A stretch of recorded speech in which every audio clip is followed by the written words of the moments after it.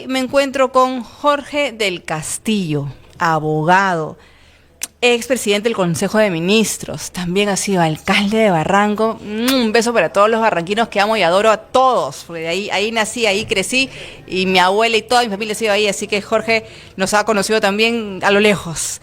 Y nos va a comentar un poco acerca del APRA, porque el APRA ha resurgido, ha renacido de una manera exorbitante. Hoy por hoy tiene 15 listas a la interna. Su candidatura se está definiendo este 30. Vamos a ver quién de los 15 va a ganar. Esperemos obviamente que gane Jorge del Castillo, que estará acá con toda la buena voluntad de hacer un Perú mejor. Bienvenido, Jorge, ¿cómo estás? Bueno, encantado y me encanta que seas barranquina, de nacimiento. De nacimiento, bueno, claro antes, que sí. Yo también soy barranquino, antes nacíamos en casa. Claro, claro, está mi papá, mi abuela, todos han nacido en Barranco, y Barranco tiene cultura, ¿no? Tiene... Claro. Tú sabes que cuando yo fui elegido alcalde de Barranco, en el año 83, mira cuánto tiempo ha pasado, yo gané por el entronque familiar y por mis amigos del colegio. Yo soy de San Luis de Barranco, ¿no? Entonces había un candidato del APRA provincial y yo a distrital, y yo saqué 1000 votos más que el candidato del APRA provincial, que es las familias, los amigos, el barrio, digamos, ¿no? Es como era antes, ¿no? Pesa mucho. Pero como era antes. Sí, pero creo que en Barranco sigue pesando todavía eso. Es que todavía Barranco sigue manteniendo las tradiciones barranquinas, eso es bonito. Y un día como ayer, también fui elegido alcalde de Lima, el 9 de noviembre del año fue 86. 86, o sea, has estado seguidito, Barranco, Lima. Sí, seguido. Barranco, Lima. Y luego, Congreso. De ahí fue diputado, después cerraron el Congreso, y ya vino unicameral, fui congresista, y después primer ministro, y últimamente congresista también. Entonces, ¿y ahora? Vamos a ver, primero que hay que pasar la valla interna. ¿Cómo es? A ver, vamos a ponernos en contexto. Se perdió obviamente la inscripción, ¿no es cierto? No pasamos la valla.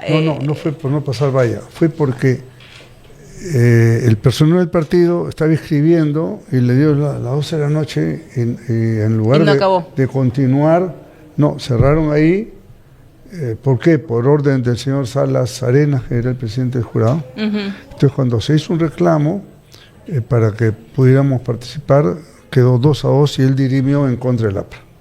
Entonces, al no participar, perdimos la inscripción. Okay. ¿Ya? Entonces, pero cuando vino la siguiente elección, a Perú Libre le pasó lo mismo, le dio las 12 de la noche y Salas Arenas autorizó que se siguiera escribiendo. Entonces, ese favoritismo era... Pero por supuesto, pues comunista.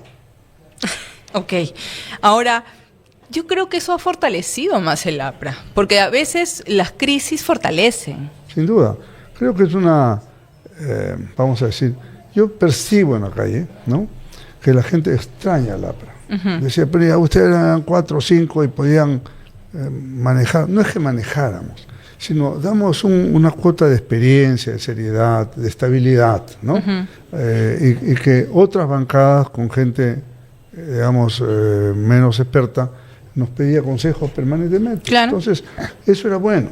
Claro. Es bueno. Y por eso es que fue un error enorme prohibir la reelección. Porque la reelección es lo que te permite mantener, vamos a decir, la memoria institucional, porque se va pasando, no es que sea uno siempre, van pasando unos a otros. El hecho de ciertas experiencias, qué cosas quedaron pendientes, fue un craso error. Estamos pagando hoy las consecuencias se ve. De esa no reelección. Mucha gente improvisada, claro. Que, a ver, ¿cuánto tiempo te demoras en aprender cómo funciona un mecanismo?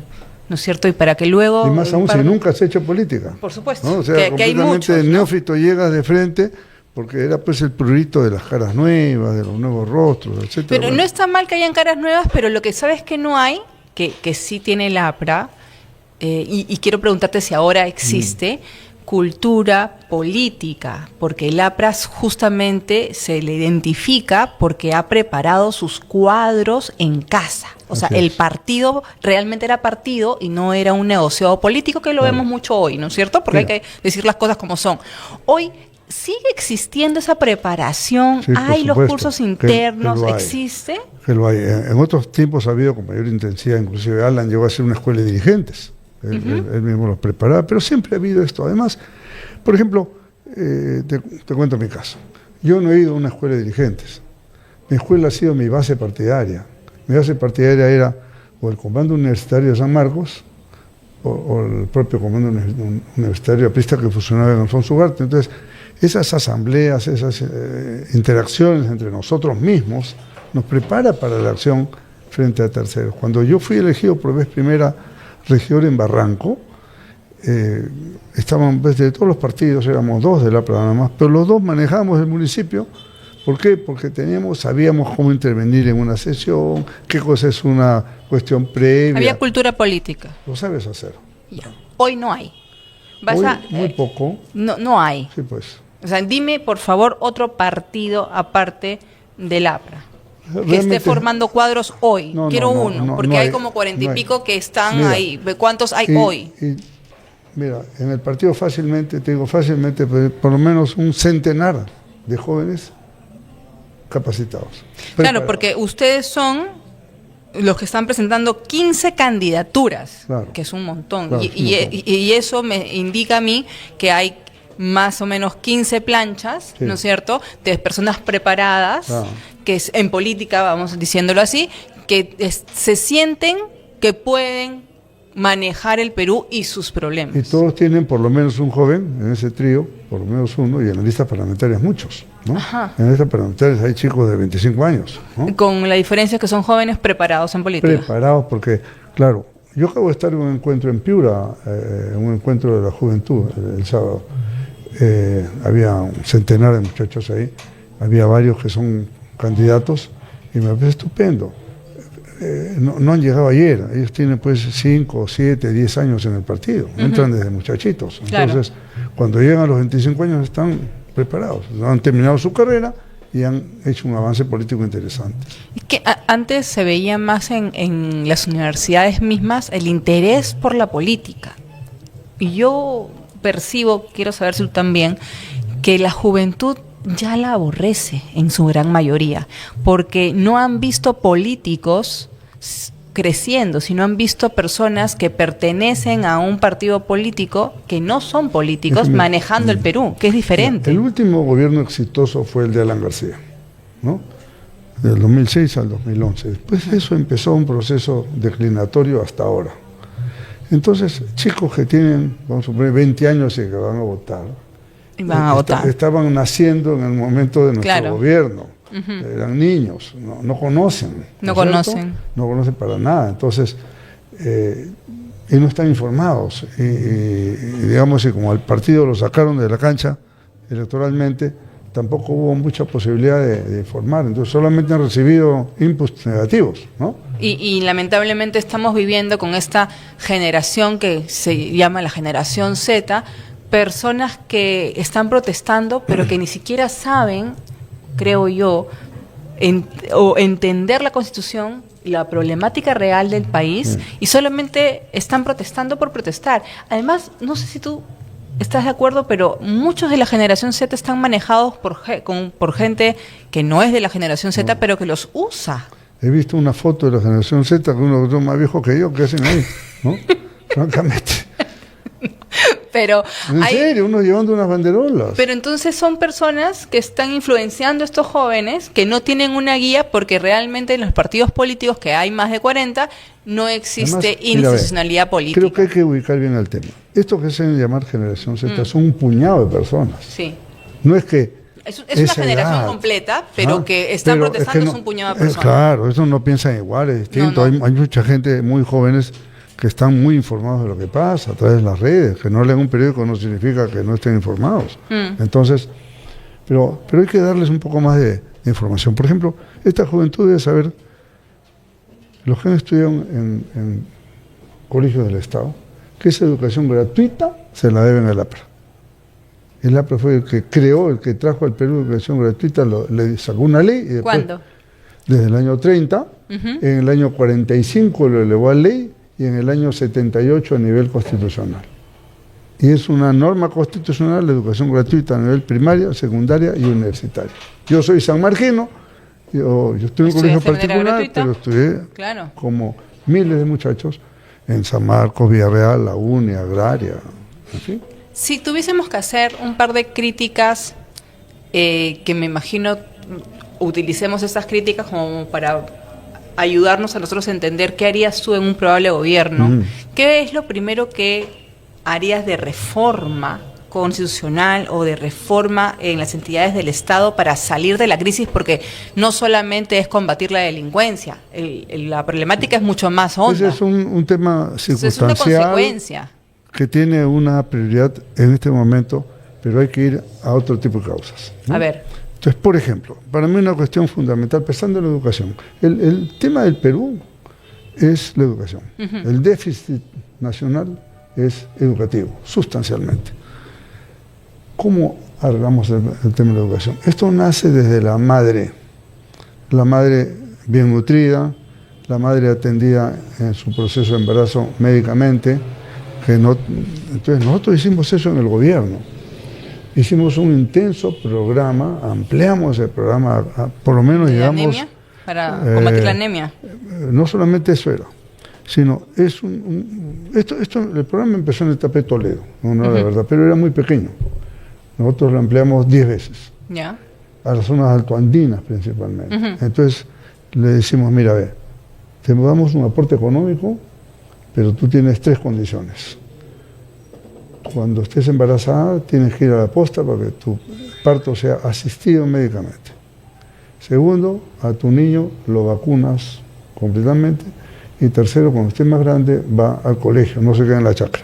¿No? Entonces, si no cumples, te quito. Esto permitió... ¿Se regularizó? ¿Se supo regularizar? No, sí, ¿Medir? Sí, totalmente. Tan así que, por ejemplo, se redujo la mortalidad materno-infantil enormemente. Sí. El nivel de vacunas pasó más del 90%. Inclusive, hasta ahí, el doctor Vallejo, que era el ministro de Salud, también ahí trajimos la vacuna que le ponen a las niñas para evitar el cáncer uterino, el cuello uterino, ¿no? Es muy, muy importante, porque eso ha reducido enormemente el cáncer en mujeres. Y por supuesto también se elevó enormemente la asistencia escolar. Entonces, resultados están ahí. Si tú cumples con eso, y el niño tiene un nivel de nutrición del propio pecho de la madre, más otras cosas que le puedan dar, ese niñito podrá tener un nivel educativo apropiado. Y podrá desarrollar bien sus neuronas para poder rendir, claro, ¿no? Y si no es nutrido, no desarrollará nada, se queda sin materia gris y sabe qué pasará. Entonces, si queremos hacer una reforma educativa de fondo, hay que empezar por la nutrición. Claro, desde ahí el empieza inicio. el tema. Entonces, y los siguientes pasos son una reforma educativa que aplique, para empezar con los profesores, bien pagados y capacitados, para que hagan con meritocracia. Eso. No por pliego de reclamos. No. ¿No es cierto? Hoy ese programa que usted menciona, que empezó con Toledo y que ustedes lo ampliaron, ¿sigue funcionando hoy? Sigue funcionando. ¿Y se sigue midiendo hoy? Debe ser. No estoy al tanto, pero debe ser porque funciona. Ha venido funcionando normalmente bien. Pero habríamos que revisarlo para poder... Sí. Porque nuestra tasa de anemia se ha incrementado. Bueno, lo que pasa es que ha sucedido, la anemia es una consecuencia de la pobreza, ¿ya? Directísimamente, como la tuberculosis igualito. Entonces, en nuestro gobierno, y esto es bien importante, nosotros, el nivel de pobreza del Perú estaba en 48%, bajamos a 27%, más de 20 puntos de reducción, 20 puntos porcentuales, ¿eh? No 20%, sino 20 puntos porcentuales. Es alto. Es muy alto. No ha habido precedentes en la historia del Perú que algún gobierno haya hecho eso. Dejamos en 27. Hoy día la pobreza ha vuelto a subir a 30. Entonces, al subir la pobreza, sube la anemia, la desnutrición infantil, porque viene con desocupación. Claro. La madre del cordero está en la desocupación. Ajá. Entonces, ¿por qué hay desocupación? Te explico. A ver. Vamos a decir así, este es el tamaño que crece la población. 300.000 jóvenes entran a la población económicamente activa por año. Si tu crecimiento económico es 2%, como ha venido siendo, le das trabajo a la mitad y la otra mitad está en el aire. Claro. Esta desocupación se traduce en más informalidad, en delincuencia, en lo que tú quieras. En nuestro gobierno, y tú lo sabes, la economía crecía 7, 8, 9%. Cada punto, más o menos pueden ser 100.000 puestos de trabajo por punto que se crece. El Perú hoy día, y venía escuchando lo que había dicho Lucio Carranza, que fue nuestro ministro de Economía en CADE, decía, el Perú hoy debería estar creciendo entre 6 y 7%. Hoy, si hubiera un gobierno estable, si no hubiera habido toda esta retahíla de problemas de los últimos 7 presidentes en 6 años. Pero ¿usted cree que en el 2026, con las personas que más o menos estamos viendo en las precandidaturas que hay, ¿no es cierto?, visibles, vamos a poder gobernar para salir de este Yo puedo hablar rollo? por nosotros, ¿no? Nosotros estamos en capacidad de recuperar eso, de empezar duplicando el crecimiento, empezar. Y de ahí tenemos que subir, yo diría que hasta 10% del PBI. Y para esto uno convoca a los mejores peruanos. Y pongo como antecedente, no solamente a Luis Carranza Ugarte, que fue un estupendo ministro, creo que no tiene paralelo en este momento, sino, por ejemplo, nosotros nombramos con Alan a Julio Velarde, presidente del Banco Central de Reserva, que hasta el día de hoy, hace 19 años. Claro, ¿no? Que hasta el día de hoy está. Entonces, evidentemente, eso demuestra cómo nosotros, solamente nosotros no, se va jugando con los mejores peruanos, esa es la idea. Ahora, el APRA no aparece en las encuestas todavía. Que no tiene candidato, pues todavía. Pero la gente de per se aprista vota por aprista, sí, claro, sea quien sea que esté arriba, ¿no es cierto? O quien gane las internas, vamos a decir. Pero necesitamos que la periferia, y más allá de la periferia, vote por el APRA. Pero sí, para eso necesita un rostro, ¿no? Sí. Entonces, mientras todos los partidos ya tienen dueño, o el que lo alquiló, yo qué sé, en cambio en el APRA no tiene dueño, el APRA es del pueblo, y el que gane la elección será el líder. Hay personas dentro del APRA que que se están enlistando, ¿no es cierto?, que han sido compañeros tuyos y que ya tienen, así como tú, muchos años en política, ¿no es cierto? Si alguno de ustedes gana, ¿van a jalar a los otros? ¿Van a armar una lista? No, ¿Cómo se han planteado eso? Primera cuestión, el que gana va a ser apoyado por todos los demás. Ya. De arranque. Y eso es partidario total. Ya, claro. Y mucha gente podrá ser, por decirte, Garrido Leca, un tipo ingenioso, inteligente, Javier Velázquez, Omar Quesada, o sea, por hablarte de unos compañeros, claro, Carla García, en fin, creo que es gente que en la lista de diputados hay pueden gente, sumar. Por supuesto, sumamente valiosa, que puede, y fíjate, hay una curiosidad tú sabes que ahora se elige Senado Nacional y también Senado Regional, sí, ¿no? Y en el regional están yendo algunos, vamos a decir, viejas glorias de la Prisma, llamarlo de alguna manera, pero son estupendos. Por ejemplo, Pepe Murgia en Trujillo, en La Libertad, es un hombre prestigiosísimo. Sí, claro. Es un hombre mayor, claro que es mayor, pero goza de un prestigio, y tiene una línea de honestidad que camina por las calles sin ningún problema. Yo camino por cualquier calle de Lima sin problema, yo no tengo guardaespaldas, ¿por qué? Porque uno está limpio. Lo que sucede es que hoy por hoy las personas piensan de que se tienen que cambiar los rostros, pero no se dan cuenta de que si el rostro nuevo no está preparado, vamos a estar aún peor. Yo sí prefiero, y escucho, por ejemplo, políticos con experiencia, intachables, que me dan soluciones a lo que está sucediendo en diversas áreas, ¿no es cierto?, que son soluciones viables. Y es por conocimiento y por práctica. Además, una cosa importante, ¿no? Claro, mucha gente dice, no, ya son los mismos. Sí, pero en nuestro caso, los mismos que tuvimos éxito. Claro, ok. Nosotros no fracasamos, nosotros no dimos el país. Pero muchos te podrían decir también, sí, pero tuvieron éxito en el segundo gobierno. Sí, pues, en el que yo participé. No, en el que yo participé. Pero en el primer gobierno. Yo participé en el segundo, no en el primero. ¿En ese no lo conociste? En el primero era yo, alcalde de Lima. Pero también aprista. Sí, claro. Claro. Entonces, pero también es cierto que somos de una sola camiseta, ¿entiendes? Yo no por soy supuesto. Saltimbanqui, que te pasas a 10 partidos. Está bien, pero entonces eso también quiero dejarlo claro para que la gente lo entienda. En la política nadie nació sabiendo.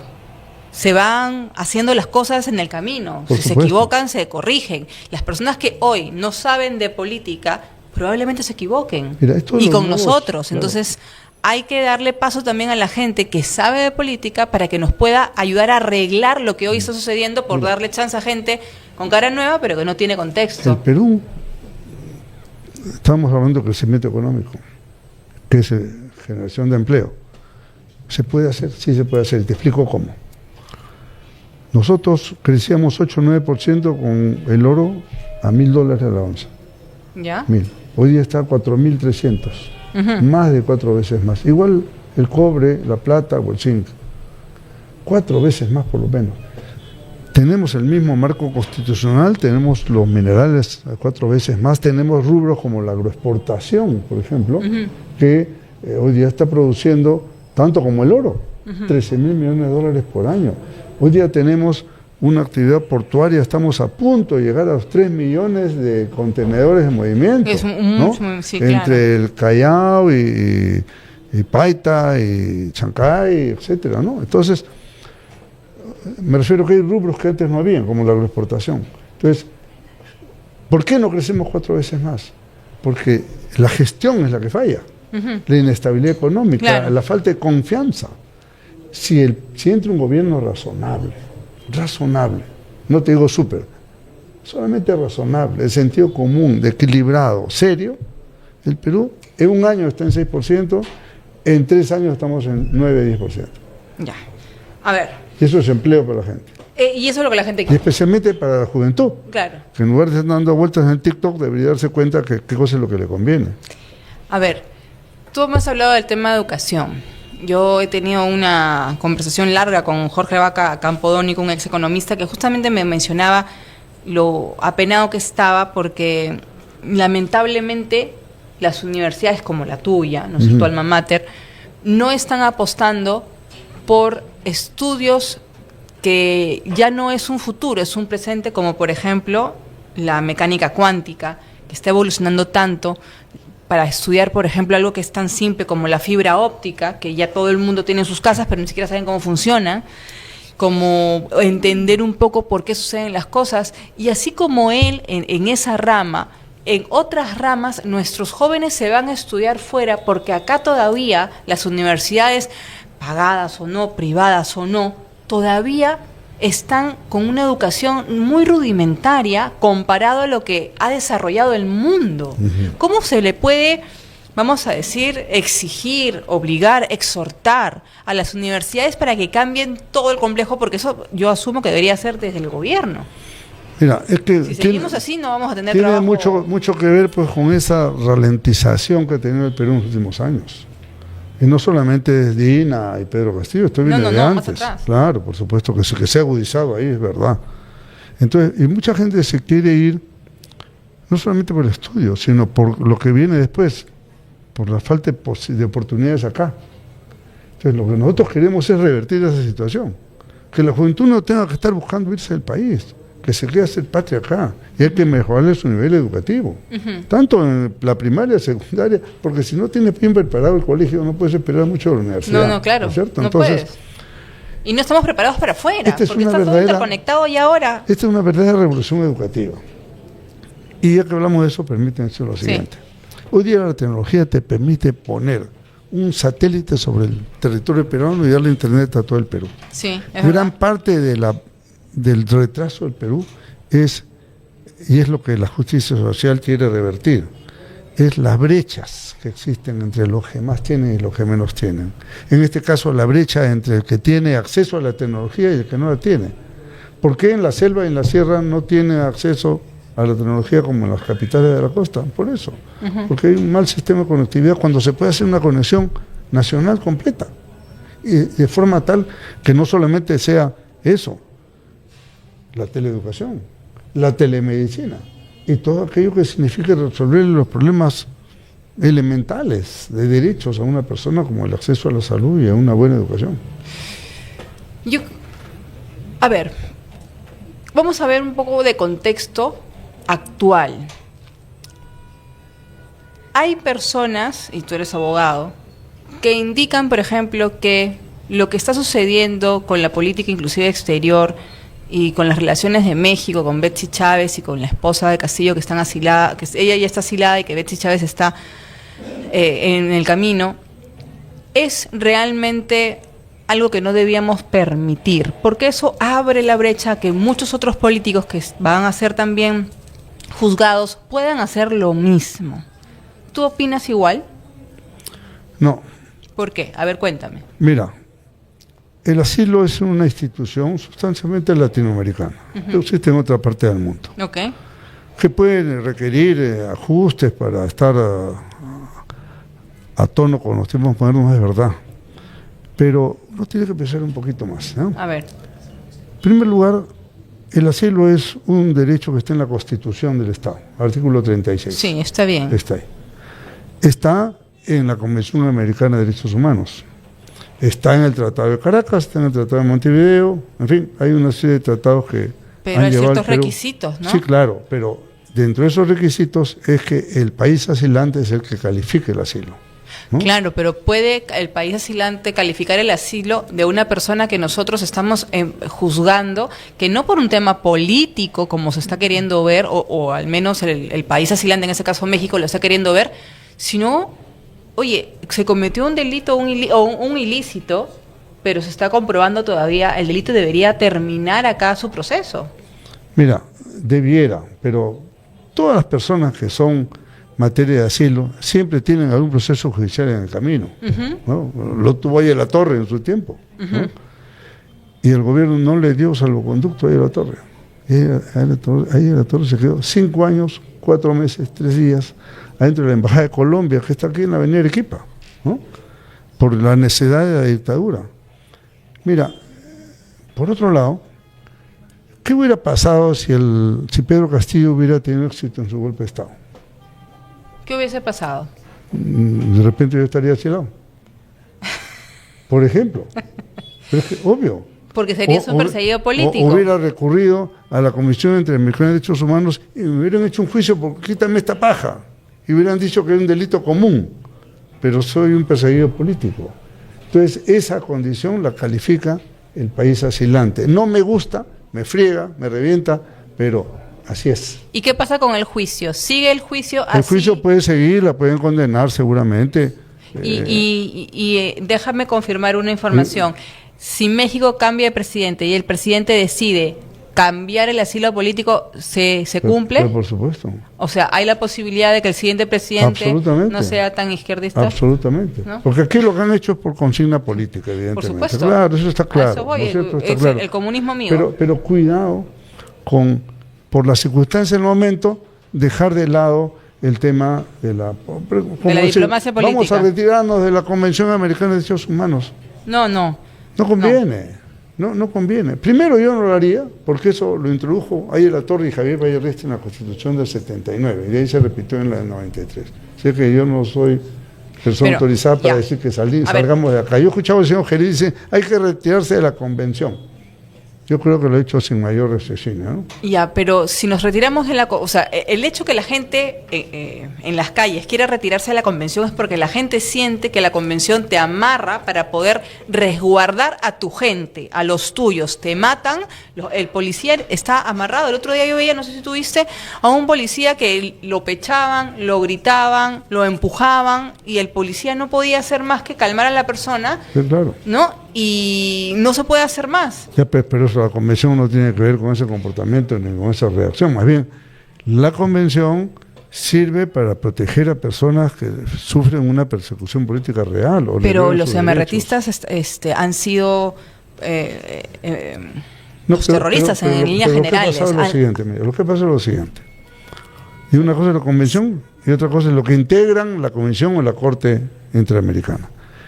Los gobiernos de izquierda marxista que ha habido, cercanos a ellos que ha habido en América Latina, han nombrado a sus jueces. Válido. Entonces son jueces de ese corte. Pero es parte de toda la organización. De corte izquierdoso. Ahora que los vientos han cambiado, ha cambiado Ecuador, cambió Perú, ahora está Alberto Borea, nadie va a decir que es comunista. Para nada, ¿no es cierto? Acaba de cambiar Bolivia. Acaba de cambiar Bolivia. Entonces van a empezar a cambiar los miembros de la Corte, vas a ver, entonces van a salir de estos regimios y entrarán otros, un poco más equilibrados. ¿Esa es tu fe? No, va a pasar, porque son nombrados por los gobiernos. Pero igual, las personas lo que sienten es que no se puede poner una mano dura, como por ejemplo, hoy por hoy la gente dice, yo quiero un Bukele porque quiero que la gente, toda la masa delincuencial pueda sufrir lo que nosotros hemos sufrido, pero en nuestra Constitución no podemos hacer ciertas cosas, nos amarran, ¿no es cierto? Para poder hacer que paguen las personas. Obviamente, un tema como el de Bukele, uno puede ser enérgico y duro y hay que hacerlo con la policía. Por ejemplo, si un policía abate a un delincuente, ¿no? Se van a la cárcel, Jorge, se van a la cárcel. Permíteme decirte, si el abate a un delincuente en defensa de su vida, en defensa de los demás, y yo fuera presidente, yo salgo y lo defiendo al policía. Pero es que eso es lo normal. Pero es que eso es lo que hay que hacer. Pero primero el policía es agarrado, tiene que ir a la carceleta. Porque estamos llenos de fiscales caviares, ¿no? Y de jueces tontos que ceden una serie de cosas. Pero entonces hay que arreglar algo, porque si la policía da su vida para defendernos, no puede ir a la cárcel. Eso cambia, pero para eso pues hay que elegir bien. Porque si el pueblo, con el asunto de las caras nuevas, eligen a otro Pedro Castillo, ¿qué cosa quieres? ¿De quién tienen que elegir? Al APRA, que es un partido equilibrado, serio, con gente de experiencia y jóvenes que se están sumando a la acción. Está bien, me gusta que tengas esas ganas de poder llegar al poder y poder ayudar, mira, ¿no es cierto? Lo que pasa es que hay que tener unos prerequisitos para llegar a esos puntos. Primero, tienes que ser un demócrata. Tienes que creer y defender las libertades. No basta que lo proclames, sino a lo largo de tu vida tienes que haber demostrado que eres un demócrata de verdad, que luchas por las libertades, que te has fajado por la libertad en el Perú. Porque es bien fácil, teóricamente, no, yo defiendo esto. No, pero cuando las papas queman, ¿dónde estabas? A ver, todos se llenan la boca hablando. ¿Cuántos salieron a luchar contra Pedro Castillo? No. Te sobran los dedos de la mano. Sí, claro, ¿no? Es verdad. Y está mal, claro, por supuesto que en el Twitter pone tonterías, bueno, eso lo pone cualquiera, ¿no es cierto? Una pregunta hablando de Pedro Castillo, tú como abogado. Sí. ¿Está bien que estén en juicio? ¿Está bien encausado el juicio? Sí, hay muchos juristas que dicen que no, porque él no dio el golpe, sino que fue... Bueno, juristas que le pagan del medio internacional para que vengan a decir tonterías, pero no es el caso. Ajá. Todo el Perú vio que dio un golpe de Estado. Que no le funcionó es otra cosa. Pero él lo hizo. Pero lo hizo, por supuesto. Entonces tiene que ser juzgado como está siendo juzgado. Absolutamente. El proceso es debido, entonces. Claro, está consentido. Totalmente. Betsy Chávez. Betsy Chávez, yo creo que está bien procesada. ¿Está bien procesada? Por supuesto que está bien procesada. Ella es responsable de eso. Pero se ha asilado. Ok. Y creo que el asilo hay que respetarlo. Yo le daría el salvoconducto. Hazlo fue un vento. Chao. Susana Villarán, si se asila, ¿también está bien dada? No creo que, ojalá no le dieran el asilo, pero se lo pueden dar a un país, se mete ahora. Pero entonces por eso, ¿y por qué el gobierno no cuidó las embajadas? ¿Por qué el gobierno no le puso seguimiento a esas personas? ¿Se das cuenta? Tenemos que gastar los peruanos en darle seguimiento a una persona que... no, siempre cuando una persona está a punto de ser sentenciada o tiene un problema, ocurre Vizcarra, ¿por qué no le haces un cuidado? ¿Por qué no? ¿A dónde se podían asilar? ¿En Brasil? ¿En dónde? En Cuba, yo qué sé. En Cuba, el Gallo Zamora se fue. ¿Se fue porque lo votaron o porque se tuvo que ir? O sea, no había 100 embajadas judías, había 2 o 3 embajadas judías. ¿No podían hacer eso? Está bien, pero contéstame. Sí. ¿El Gallo Zamora se fue porque lo votaron? Sí, yo creo que lo votaron. ¿Y ya? ¿Hizo daño? Yo creo que sí, porque se entrometió en los temas de política interna del Perú. ¿Hace cuántos años está el Gallo Zamora acá? No le corresponde. Bueno, varios años. Se sabe que es un agente de inteligencia, ¿no? Exacto. Pero ya está fuera, ¿no? Pero ha dejado una malla bien tejida dentro del país y la gente no lo sabe. Y ha dejado una malla bastante amplia. ¿Y sabes cómo se desarma eso? Con un sistema de inteligencia que no lo hay. No lo hay. Porque no puede haber inteligencia si no hay gobierno. ¿Cuántos jefes de inteligencia han pasado en los últimos años? Creo que 7 u 8. ¿Cómo diablos vas a tener un sistema de inteligencia serio y razonable con esa inestabilidad? Tenemos creo que el actual jefe de inteligencia viene del gobierno de Pedro Castillo. Es actual, el que está hoy día. Y tenemos nosotros personas indicadas para que tomen realmente la batuta de la inteligencia. De sobra, por supuesto. Porque la policía de investigaciones, por ejemplo, nacional, ya hace tiempo está desarticulada. No, pero se investiga la policía, existe la ININCRI, o sea, pero no es el aparataje de antes. Bueno, puede ser, pero las cosas han cambiado, la delincuencia también ha cambiado. ¿Crees que la policía ha cambiado para bien o que ha involucionado? Mira, lo que ha habido más bien es una ofensiva delincuencial a raíz de los delincuentes venezolanos que han venido acá. Ajá, pero la policía no estaba preparada.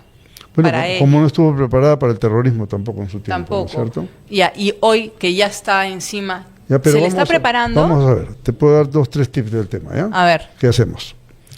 Primero es la decisión presidencial de defender a la ciudadanía y defender a la policía por ente. Si no hay ese mandato de la cabeza, a lo demás no va a caminar, con toda seguridad. Y no hay que ser abusivo, no hay que ser Bukele, simplemente hay que tener el coraje de hacer las cosas bien. ¿No? 2, recursos económicos para darle a la policía equipamiento, tecnología, drones, patrulleros, motos, en fin. Y 3, aumentar el personal. ¿Cómo aumentamos el personal? Así, ¿ya? La policía son más o menos 120,000, pero los que están en calle son 60, 70, no son más. Los demás son... Están en la parte administrativa. Pero resulta que estos 60 o 70, la mitad trabaja un día, la mitad, o sea, tiene un día franco. Fórmula que inventaron para que en el día franco hiciera sus cachuelos, cuidando bancos, cuidando otras cosas, ¿no? Entonces, ese policía que ha sido preparado por el Estado para defender a la sociedad no tiene que estar cuidando bancos, no tiene que estar cuidando tiendas de particulares. Eso tiene que estar cuidando a la ciudadanía, que los bancos y las tiendas particulares contraten a sus guachimanes. Y así le dará más trabajo a la gente. Entonces, lo que el Estado tiene que hacer es comprarle al policía su día franco. Y tú vas a duplicar de 30 a 60,000 en un fin de semana. Permanentemente.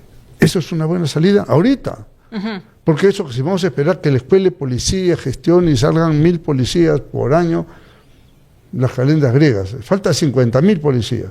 ¿Faltarían cuánto? 50 años para... Pero no es mejor colocar, por ejemplo, el servicio militar obligatorio para los chicos. Es otro tema. Ahora te explico. A ver. Primero, policías. Si tenemos policías preparados, ¿qué prefieres tú? ¿Que cuiden el banco de la esquina, una bodega, o que te cuiden tu vida? No, la vida, claro. Ya, okay. Entonces dupliquemos con este gasto que el Estado tiene que hacer, comprando el día franco y el policía a las calles a cuidar a la gente. Y eso te puede dar unos 30,000 policías, todavía te faltan 20. ¿Qué podemos hacer? A los que salen del servicio militar, al licenciado, ¿no? A ese se le da la opción, si tú quieres voluntariamente entrar a la policía, te capacitamos, no sé, los meses que sea necesario, en los propios cuarteles, ¿no? Porque eso ya lo hemos hablado. Estoy hablando de una cosa que no estoy inventando, eso lo hemos hablado ya está conversado con jefes militares y con general de policía, que ya tenemos la idea. Entonces, nosotros podríamos aumentar hasta 15,000 por año. ¿Ya? Y entonces el déficit en unos 4 o 5 años ya se te reduce. Y en 2 años ya está resuelto el tema. Ya. Entonces, te das cuenta, o sea, eso se llama conocer el tema, saber la experiencia, saber qué botón tocar y con quién para hacerlo. Me gusta, está bien. Yo sí quiero decirle a las personas que es bien complicado salvar al Perú de la noche a la mañana, porque no hay nadie que lo pueda hacer en un 2x3, porque igual el APRA va a necesitar la ayuda política de los demás, porque en un Congreso y en un Senado se necesita obviamente esa fuerza política. Por favor, aprendan a votar, investigan por quién votan, señores, porque es sumamente importante. Te explico una cosa a propósito de lo que acabas de decir. Esta idea nació, nosotros tenemos un equipo de trabajo en el tema de seguridad. Entonces yo conversé con algunos amigos de otros partidos y dije, oye, ¿por qué en lugar de que sea la política del APRA, por qué no lo hacemos de varios partidos? Bajo el compromiso que el que gana la aplica. Y así nos juntamos 7 partidos. Perfeccionamos la idea, se amplió, se mejoró, está redactada y está entregada públicamente. Hicimos en la Cámara de Comercio de Lima, de Trujillo. ¿Qué año fue eso? Este año. ¿Este año ha sido? Este mismo año, lo habrá sido pues en junio más o menos. ¿Ya? Eso lo hemos hecho público. O sea, eso es la buena voluntad está. ¿Por qué? Porque entonces no es que un partido viene, no, ya es un conjunto de partidos. Nosotros le entregamos a Dina Boluarte el documento, nunca nos dio bola, hemos entregado al señor Gerí, no me ha contestado, pero yo veo que está aplicando cosas. Por ejemplo, acaba el gobierno de aprobar, yo le mandé una nota, decía, más recursos a la policía, ¿cómo se hace? De un decreto de urgencia, aprobando tal cosa. Y acaban de sacar un decreto de urgencia con 1.200 millones de soles adicionales a la policía, me parece estupendo. Claro. Bueno, hay que fortalecer varias cosas que no me ha dicho nada, pero espero que lo esté aplicando. Esperemos. Doctor, ha sido un placer tenerlo hoy con nosotros. Le esperemos. Diríjate, por favor, a su gente para que el día 30 pueda votar por usted en la lista del APRA. Mira, a ver, el APRA es el único partido que hace elecciones de verdad, ¿eh? Los demás son bamba. ¿Eh? Y esto lo van a ver ustedes porque esto se va a votar no en los locales del partido, sino en los diversos colegios, en los distritos y en todo el Perú. Y ustedes van a ver que en la mesa de los otros partidos va a haber 4 gatos. En la mesa del APRA va a haber miles haciendo cola para ir a votar. Así que esa es la diferencia entre un partido de verdad, claro, ¿no? Entre un partido que tiene doctrina, que tiene la cabeza organizada, que tiene la gente para hacerlo y que sabe mezclar a su juventud con nosotros los mayores. Entonces juntamos la experiencia. Tú has narrado los cargos que yo he tenido. ¿Qué hago con esa experiencia? ¿A dónde me la llevo? A la presidencia. Claro. Ahí está, muy bien. Muy bien, muchísimas gracias por haber estado con nosotros, doctor. Le deseamos la mejor de las suertes el día 30 de noviembre. Y a todos ustedes, por favor, investiguen antes de votar.